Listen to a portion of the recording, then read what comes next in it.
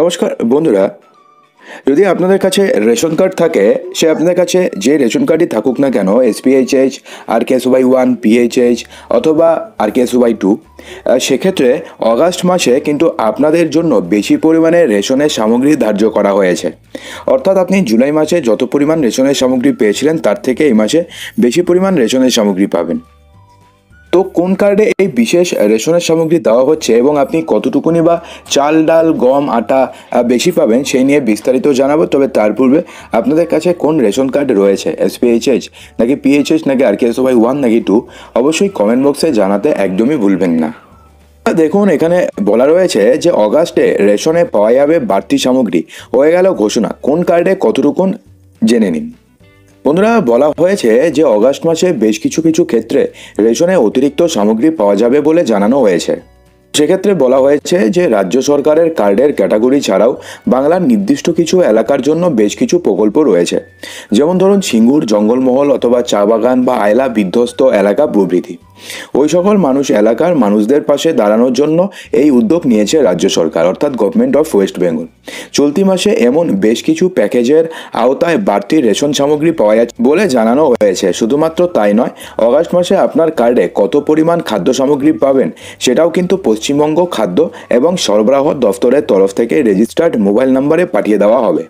অর্থাৎ আপনি অগাস্ট মাসে আপনার কার্ডে কত পরিমাণে খাদ্য সামগ্রী পাবেন, অর্থাৎ আপনাদের কাছে যদি AY যদি রেশন কার্ড থাকে অথবা PHH রেশন কার্ড যদি আপনাদের কাছে থাকে, তো সেক্ষেত্রে আপনি কোন কার্ডে কত পরিমাণে রেশন সামগ্রী পাবেন, কত পরিমাণ আপনি চাল পাবেন, কত পরিমাণ আপনি গম পাবেন, সেই সমস্ত কিছু কিন্তু আপনার যে রেজিস্টার করা মোবাইল নাম্বারটি রয়েছে সেই মোবাইল নাম্বারে পাঠিয়ে দেওয়া হবে। তো আপনাদের জানিয়ে দিই যে আপনাদের কাছে কোন কার্ড থাকলে আপনারা কত পরিমাণ রেশনের সামগ্রী পাবেন। তো সেক্ষেত্রে জানিয়ে দিই যে যদি আপনাদের কাছে AY রেশন কার্ড থাকে, তাহলে সেক্ষেত্রে এই কার্ডের গ্রাহকরা প্রতি মাসেই সবথেকে বেশি পরিমাণে ফ্রিতে রেশন সামগ্রী পেয়ে থাকেন। চলতি মাসে তারা 21 কেজি পরিমাণ মতন চাল পাবেন, 14 কেজির মতন গম পাবেন, কিংবা 13 কেজি 300 গ্রামের মতন আটা আপনি ফ্রিতে পাবেন। সেই সঙ্গে আপনি 1 কেজি চিনিও পাবেন এই কার্ডের গ্রাহকরা। অর্থাৎ আপনাদের কাছে যদি AY রেশন কার্ড থাকে তাহলে আপনি 1 কেজি চিনিও ফ্রিতে পেয়ে যাবেন। চিনির মূল্য কত টাকা নেওয়া হবে সেটা দোকানে জানিয়ে দেওয়া হবে। তো এবার আসছি, যদি আপনাদের কাছে PHH এবং SPHH রেশন কার্ড থাকে তাহলে সেক্ষেত্রে আপনারা কতটুকু রেশনের সামগ্রী পাবেন।